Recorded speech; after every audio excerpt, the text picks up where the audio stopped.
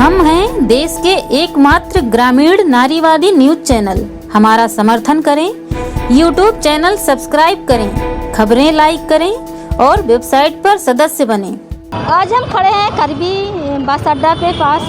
यहाँ पे लगभग 500 मजदूर काम करने आते हैं, मगर मजदूरों का कहना है कि हम लोग यहाँ पे काम करने आते हैं मगर हम लोगों को काम नहीं मिलता। हम लोग वापस चले जाते हैं किराया वगैरह फूंक के। मगर यहाँ पे ऐसे कुछ मिस्त्री हैं, ऐसे कुछ मजदूर भाई हैं कि उनका कहना है कि हमारा बचपन मजदूरी करते हुए बीत गए और जब से लॉकडाउन हुआ तब से हम लोगों को मजदूरी में बहुत दिक्कतें आ रही हैं। तो आपको आने जाने में कितना भाड़ा लगता है? 20 रुपये लगता है, 20 जाना 20 आना। जैसे काम नहीं मिलता तो आपकी काम नहीं मिलता तो फिर क्या करेंगे, चले जाते हैं, वापस हो जाते हैं। क्या क्या दिक्कतें होती हैं? दिक्कतें होती है कि साग सब्जी के लिए पैसा नहीं है, पूछता नहीं है। बाहर जो है सब फैक्ट्री बंद है, कोरोना की वजह से बाहर भी नहीं जा पाते हैं, क्या करें, मजबूरी है। क्या यहाँ से रहती जब घर से आते हैं कि आपको मजदूरी मिलेगी तो क्या ले जाएंगे कैसे? अगर मजदूरी मिल गई तो सब्जी ले जाते हैं, तेल ले जाते हैं, इसी तरह सब ले जाते हैं। खर्चा लगता है, किराया दे देते हैं। मजदूरी भी 300 मिलती है, 300 में होता क्या, पूना में रहता था। कब से आ गए हैं यहाँ पे? पिछले साल से है, जब पिछले साल से लॉकडाउन लगा। तब से यहाँ पे कुछ काम नहीं है? कोई काम नहीं। तो आप कितने सालों से यहाँ पे मजदूरी करने आती हैं? कितने साल? हम तो फिलहाल कहीं से हो गए करते क्या क्या दिक्कतें होती हैं आपको? दिक्कत बहुत है, आदमी पा रहा है, टीवी पे है, हमको दुख लगती है, बहुत तकलीफ है, बहुत बुढ़ा है। हमारा कर्जा ला बिया जा पैसा ला दवाई कराते हैं, दुख तो बहुत है, क्या करें। यहाँ कम से कम 500 आदमी इकट्ठा हो जाता है। कहाँ से लोग आते हैं? ये करबी ज़िले में कम से कम 35-40 किलोमीटर की दूर की रेंज से आ जाते हैं चारों तरफ से। अब हम लोगों की जितने ऐसी आ रही हैं कि लड़कों की फीस नहीं भर पा रहे हैं स्कूल में। कोई यहाँ मजदूर जो है, अगर जिसके 4 लड़के पढ़ रहे हैं और प्राइवेट स्कूल में पढ़ रहे हैं तो उनको इंटर की और 9th की और हाई स्कूल की फ़ीस भरना दुर्लभ है। क्योंकि मैंने अपनी बेटी की फ़ीस नहीं भर पाया तो मेरी बेटी इस साल हाई स्कूल में पास नहीं हुई, पिछली साल लॉकडाउन के चक्कर में। अगर हमारे पास मजदूरी यहाँ लगती होती तो हम लोग बेटी की अगर फीस भर लेते तो इस साल पेपर नहीं हुए तो फिर भी पास हो जाती। और क्या क्या दिक्कतें होती? अरे इतनी दिक्कत आती है कि घर में किसी दिन सब्जी नहीं रहती है, दाल नहीं रहती है, तो नमक नहीं रहता है, रोज किसी दिन बद्दा नहीं जाता कि जिस दिन करबी ना आते हो। जब नोटबंदी हुई है तो हम लोग जो काम बंद हो गए थे, हम गए थे तो IDM साहब ने हमें मारा भी था और कौशल विकास से हम लोगों को ट्रेनिंग करवाई थी। 6 महीने हमारा समय वहाँ भी बर्बाद करवा दिया है। तो हम लोग कौशल विकास से जो है ट्रेनिंग सुधा राजमिस्त्रियों की ट्रेनिंग किए हैं। कम से कम यहाँ से 50 आदमी हम लोग चौराहे से ट्रेनिंग किए, फिर भी उसमें हमें 1000 का महीना कह रहे तो उसमें नहीं मिला। श्रम विभाग में पंजीयन करवाया, वहाँ कह रहे थे हम तुमने वहाँ मिलेगा लाभ, वहाँ का कोई लाभ नहीं मिला। क्या यहाँ पे चित्रकूट में बुंदेलखंड में कोई फैक्ट्री कोई कुछ नहीं, कोई फैक्ट्री नहीं चित्रकूट में, दिन रोजगार है, कोई फैक्ट्री नहीं है। मजदूरी 8-10 दिन से नहीं मिली हमको। क्या क्या दिक्कतें होती? अब देखिए ना, मजदूरी मिले आई थे, रोल लौट गई थे और 1000 का महीना मिले श्रम विभाग से, वो भी नहीं मिलता, कुछ मिलते नहीं मजदूर आदमी का।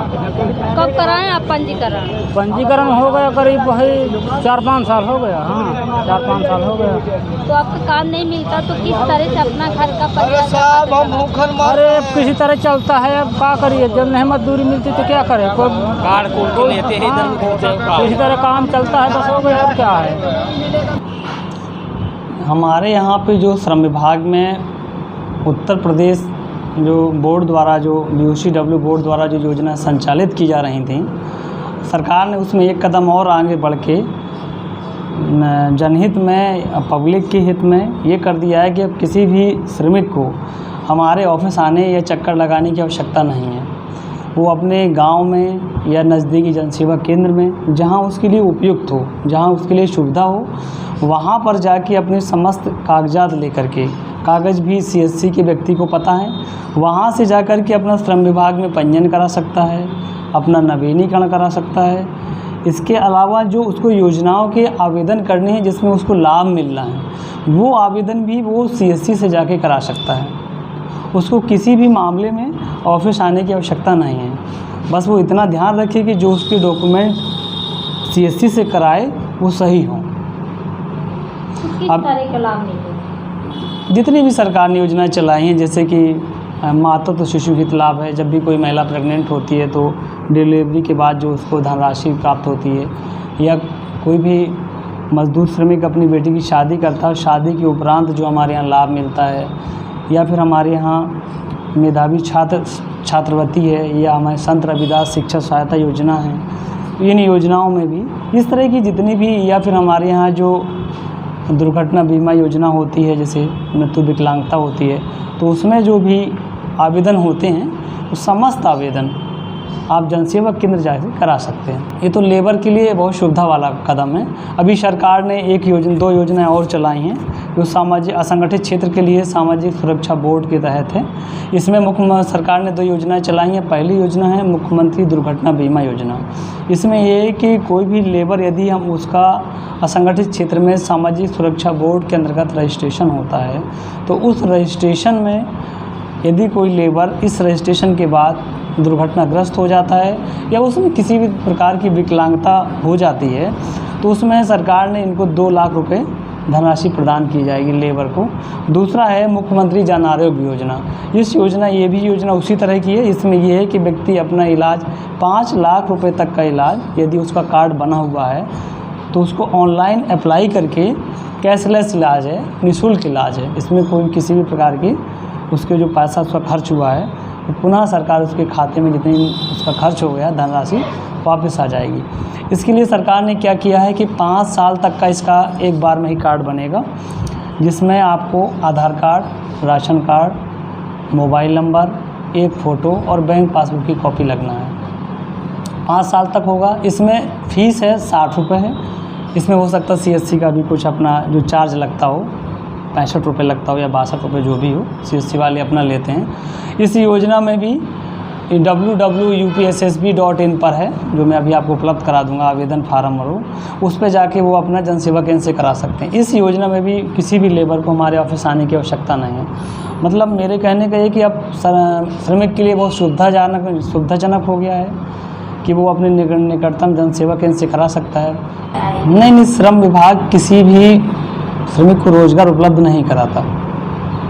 हमारे यहाँ ये है कि कोई भी व्यक्ति है जो निर्माण श्रमिक है जिसमें उनका पंजीयन होता है, तो उस समय पंजीयन किया गया हमारे यहाँ पे।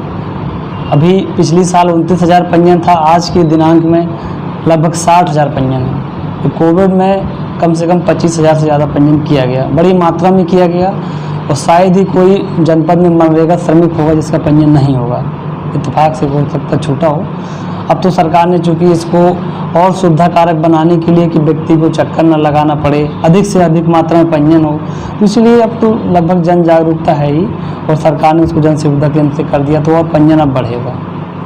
और इसमें सरकार ने जो कोविड के समय में जो 1,000 रुपये धनराशि देने की बात कही थी, उसमें सरकार ने हमारे स्तर से कोई लिस्ट तैयार नहीं की, वो बोर्ड के स्तर से ऑनलाइन था, उन्होंने खुद ही उस लिस्ट को चूज कर लिया।